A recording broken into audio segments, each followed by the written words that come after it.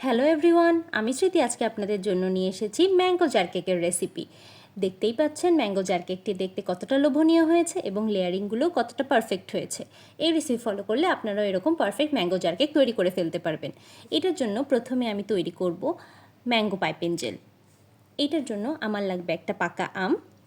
এখানে আঁশমুক্ত আম নেওয়ার চেষ্টা করবেন, যদি না পান তাহলে ব্লেন্ড করার পর আমটাকে ছেঁকে নিলেই হয়ে যাবে। আমটাকে আমি ভালো করে খোসা ছাড়িয়ে কেটে ব্লেন্ডারের মধ্যে নিয়ে নেব।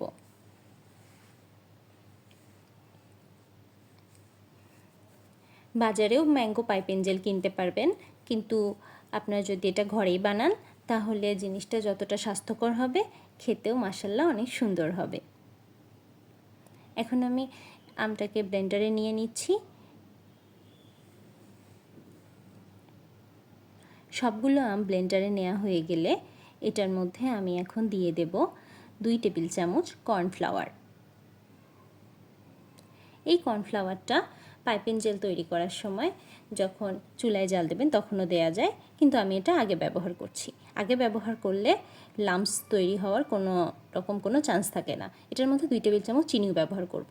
এটাকে ব্লেন্ড করে নেওয়া হয়ে গেছে এবং ব্লেন্ড করে নেওয়া হয়ে গেলে এটাকে আমি একটা ফ্রাই প্যানে ট্রান্সফার করে নেব। গ্যাসের ফ্লেমটাকে অন করে দেব এবং কন্টিনিউয়াসলি একটা স্প্যাচুলা দিয়ে এটাকে নাড়তে থাকবো। এই সময় খেয়াল রাখবেন, পাইপিং জেল যখন বানাবেন তখন কোনো রকমভাবেই আপনারা নাড়া বন্ধ করবেন না, কন্টিনিউয়াসলি স্টিয়ারিং করতে থাকবেন। কনসিস্টেন্সিটা ঠিক এই পর্যায়ে চলে আসলে এটাকে আমি ফ্রিজে সেট হতে দিয়ে দেব। আগে থেকে বানিয়ে রাখা একটা পাউন্ড কেক নিয়ে নিচ্ছি, যেটাকে আমি একটু সাইড থেকে চাকুর সাহায্যে ছাড়িয়ে নিচ্ছি এবং এটাকে মোল্ড আউট করে নিচ্ছি। এখন এই কেকটাকে আমি একটু চাকুর সাহায্যে পিস পিস করে কেটে নেব এবং কেটে নেওয়া হয়ে গেলে এগুলোকে হাতের সাহায্যে একটু ছোট ছোট টুকরো করে ব্লেন্ডারের মধ্যে দিয়ে দেব। এখানে আমি ছোট ছোট করে পিস করে নেব, যাতে ব্লেন্ডারে যখন ব্লেন্ড করতে দেব তখন খুব দ্রুত ব্লেন্ড হয়ে যায়। আমি এখানে ফাইন পেস্ট করব না। দেখুন আমি কীরকম একটু দানা দানা রকম করে এটাকে ব্লেন্ড করে নিয়েছি। এরকম একটা কোর্স দানা দানাদার পেস্ট তৈরি হবে। এখন এটাকে আমি একটু সাইডে রেখে দেব। এখন আমি আগে থেকে কেক বিট করার জন্য যে বাটিতে বিট করব সেই বাটিটা আর যে স্টিক থাকে ব্লেন্ডারের, সেই স্টিকগুলোকে আমি আধা ঘন্টার জন্য ফ্রিজে রেখে দিয়েছিলাম। এখানে আমি হুইপ ক্রিম নিয়ে নিচ্ছি চামচের পরিমাপে 7 থেকে 8 টেবিল চামচ, আর কাপের পরিমাপে 1.5 কাপ পরিমাণ হুইপ ক্রিম নিয়ে নিচ্ছি। হুইপ ক্রিম যেই বাটিতে বিট করবেন সেই বাটিটা আর বিটারের স্টিকগুলোকে যদি আপনারা ফ্রিজে একটু ঠান্ডা করে নেন তাহলে ক্রিমটা খুব দ্রুত বিট হয়ে যাবে এবং আপনাদের ক্রিমটাও পারফেক্ট হবে। এই যে দেখুন কিভাবে আমি করছি। এটাকে কন্টিনিউয়াসলি বিট করে নিতে হবে 1 থেকে 2 মিনিট মিডিয়াম স্পিডে। এখানে কখনোই হাই স্পিডে বিট করার প্রয়োজন নেই। হাই স্পিডে বিট করলে পরে কেকটা ফ্লাফিনেসটা নষ্ট হয়ে যায়।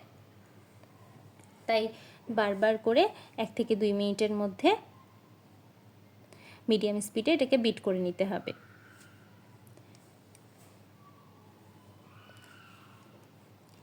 যখন দেখবেন স্মুথটা এরকম সিল্কি একটা টেক্সচার চলে এসেছে, ঠিক সেই পর্যায়ে আমি এটার মধ্যে 1 টেবিল চামচ ভ্যানিলা এসেন্স ব্যবহার করব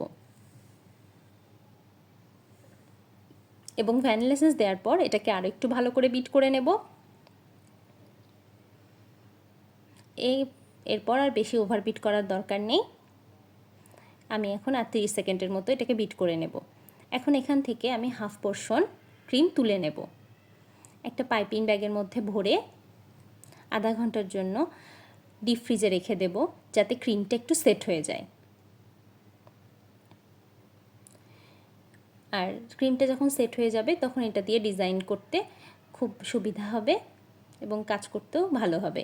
আমি এইভাবে পাইপিং ব্যাগে ভরে একটা এয়ারটাইট কন্টেনারে করে ফ্রিজে আধা ঘন্টার জন্য সেট হতে রেখে দিয়েছি।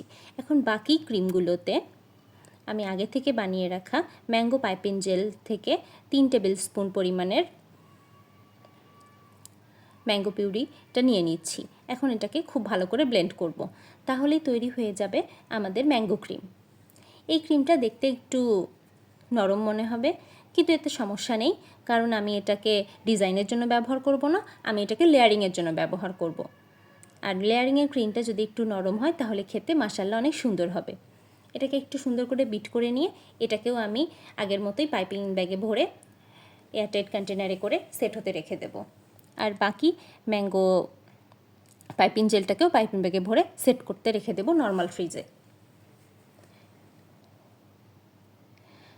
এখন একটা জারে 2 টেবিল চামচ পরিমাণের কেক নিয়ে নেব এবং এটাকে একটা চামচের সাহায্যে একটু ভালো করে চেপে চেপে দিয়ে দেব।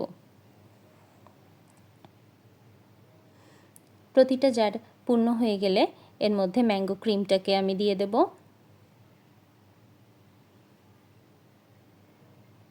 ম্যাঙ্গো ক্রিমটা দেয়া হয়ে গেলে একটা চামচের সাহায্যে এটাকে সুন্দর করে স্প্রেড করে নেব। চারপাশে স্প্রেড করে নেওয়া হয়ে গেলে আমি এখন সেকেন্ড লেয়ার দেব। সেকেন্ড লেয়ারের জন্য আমি আবার 2 টেবিল চামচ পরিমাণের কেকের ডাস্টটা নিয়ে নেব এবং এটাকেও একটু চামচের সাহায্যে চেপে চেপে ক্রিমের সাথে সেট করে নেব। এভাবে প্রতিটা জার আমার পূর্ণ হয়ে গেলে আমি আবার ক্রিমের একটা সেকেন্ড লেয়ার এর উপরে দিয়ে দেব।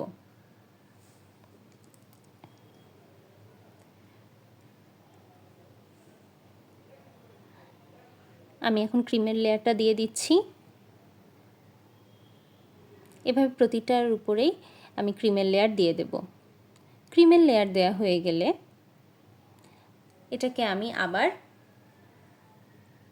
চামচের সাহায্যে আগের মতো স্প্রেড করে নেব।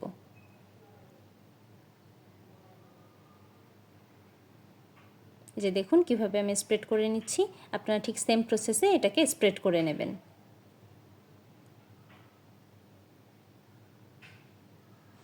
এই পর্যায়ে একটু ধীরে ধীরে কাজটা করবেন, তাহলে কোনো সমস্যা হবে না আর জিনিসটাও খুব স্মুথলি হয়ে যাবে।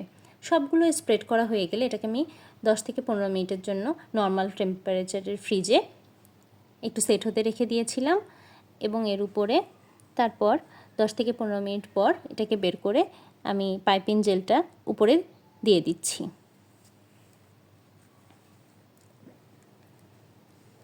সবগুলোতে পাইপিং জেলটা দিয়ে দেওয়ার পর আমি এখন আবার একটা ক্লিন চামচ নেব আর এই চামচটার উপরে দিয়ে আমি এটাকে সুন্দর করে স্প্রেড করে দেব।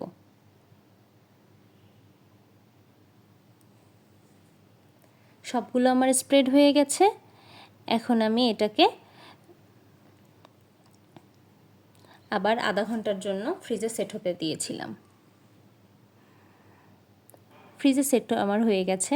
এখন আমি এটার উপরে একটু একটা স্টার নজল দিয়ে সুন্দর করে চারপাশে ডিজাইন করে নিচ্ছি। আমি একটু ডিজাইনটা কাছ থেকে দেখিয়ে দিচ্ছি। আমি ঠিক এই সেম প্রসেসে সবগুলোতেই একটা ডিজাইন করে নেব এবং ডিজাইন করে নেওয়া হয়ে গেলে আমি এর উপরে সুগার বল দিয়ে সিম্পল ডেকোরেশন করে নেব।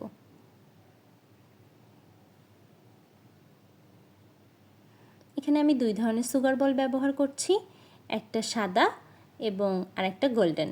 এই যে তৈরি হয়ে গেল আমার অত্যন্ত মজাদার এবং সুস্বাদু ম্যাঙ্গো জার কেক।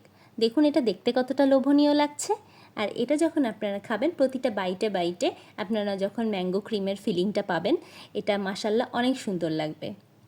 এইরকম আরও অনেক ইউনিক রেসিপি পেতে আপনারা আমার চ্যানেলটিকে সাবস্ক্রাইব করুন এবং আপনারা যদি এই কেকটি আপনাদের বাড়িতে বানিয়ে ট্রাই করেন তাহলে অবশ্যই আমাকে কিন্তু কমেন্ট করে জানাতে ভুলবেন না আপনাদের কেকটি কেমন লাগলো। আপনাদের যদি আমার ভিডিওটি ভালো লাগে তাহলে অবশ্যই লাইক, কমেন্ট আর শেয়ার করে পাশেই থাকবেন। Thank you.